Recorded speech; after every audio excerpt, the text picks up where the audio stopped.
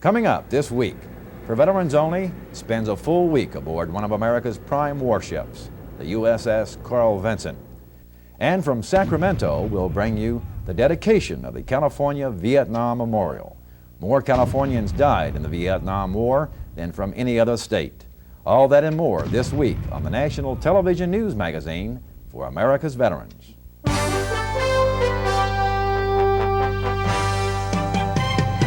For Veterans Only is a national television news magazine for America's veterans and a presentation of Veterans Productions USA.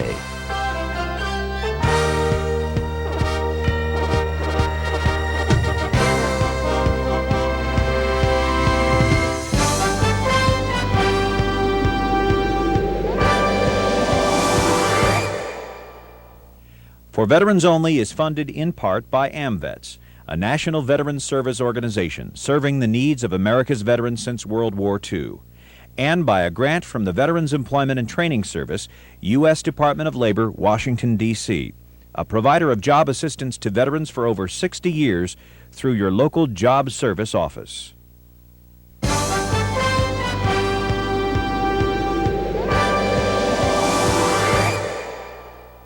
The big punch of sea power is the aircraft carrier, capable of delivering warplanes to every corner of the world.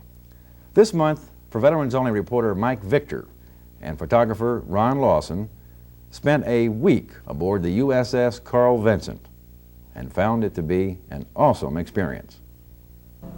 History has shown that weakness clearly invites attack. The words of Carl Vinson, who served a record 50 years in Congress and was the first man ever to have a ship named for him while he was still alive. Nicknamed Battlestar, CVN-70 left the States last June for deployment in the Western Pacific and Indian Ocean.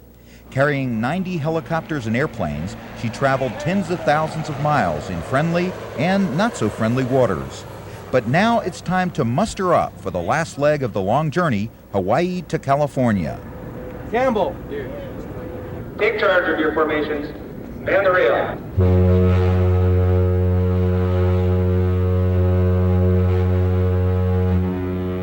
For the men of Carl Vinson, this trip would be different because of 800 tigers aboard. Little tigers and big tigers. Crewmen were allowed to bring along fathers, brothers, and sons for Tiger Cruise 88. The 100,000-ton giant needed a little extra boost to get underway, just enough to nudge her from the dock. It takes more than 5,000 men to man this huge aircraft carrier as it now moves slowly out of Pearl Harbor. A few of them would like to stay here in this island paradise, but most of them can't wait to get back to the States after over a half a year at sea. These men left home and family to be on guard in the Persian Gulf region during crisis moments and were relieved it was over. It was a long time, 84 days on station, and that's something else. Not going anywhere, but it was good. Looking forward to coming home? Oh, yes. Soon, the plush palms of Pearl would give way to endless miles of water. Buoy number 5, starboard beam, 100 yards. Besides water, a number of Soviet spy ships, always in the distance, always listening. When Battlestar is well at sea, the crew goes to work to prepare aircraft and carrier for their return home. Our first chore on our trip home is to offload the several thousand tons of ammunition that are being removed from the bowels of this ship, I think, as I speak. H-46 Sea Knight helicopters will do most of the heavy lifting. The ship-to-ship operation is precarious since both move closely together at nearly 20 knots. Men and machines on the ground and in the air fight swelling seas and a stiff breeze, but they know when their ammo goes, they're getting close to home.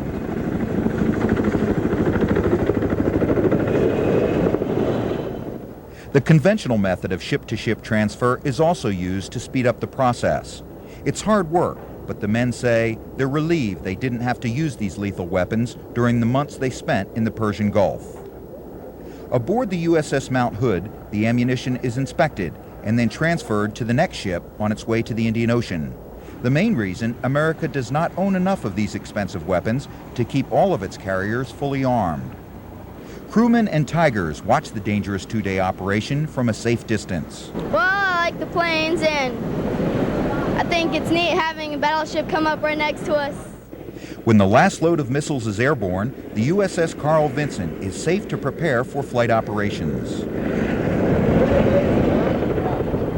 The aircraft spend a good bit of their time in the protection of the gigantic hangar bays below the flight deck.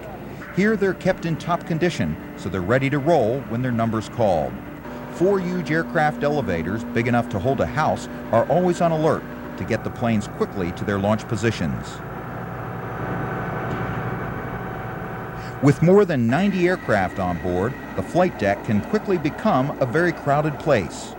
All carrier-borne airplanes must be built to conserve that precious space, but they all seem to regain their poise as they open their wings for flight. These planes are among the world's most powerful, yet none of them can launch from the flight deck without the help of the catapult. Roger that, let's do it. The first one in the air is usually the E-2 Hawkeye, which provides early warning against air attack.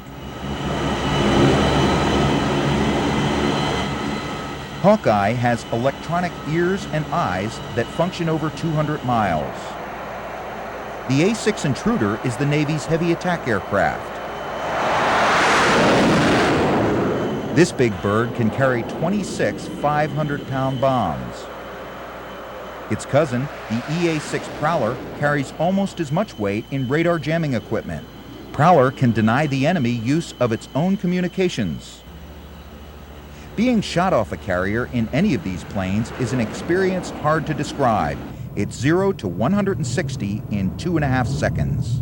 It's better than any ride you could ever imagine at Disneyland. For the first couple seconds, you're going so fast you don't even know what's going on.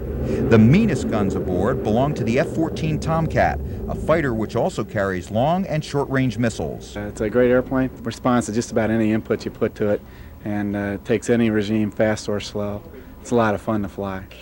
I like them better than airliners because airliners don't have afterburners. The versatile A-7 Corsair is an attack plane which can also serve as a fighter.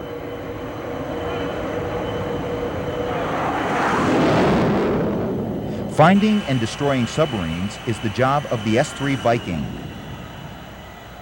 Helping the Viking in the submarine hunt is the H-3 Sea King helicopter, which drops a unique dipping sonar in the close-in hunt for the enemy.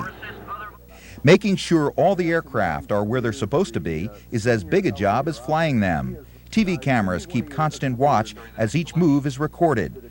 Controllers call it their Ouija board, a real-life game they play to control the traffic of the real aircraft on the flight deck. We have little templates representing the aircraft in direct proportion to the size of the aircraft carrier. By looking at these, I can tell whether an aircraft is flyable or not flyable.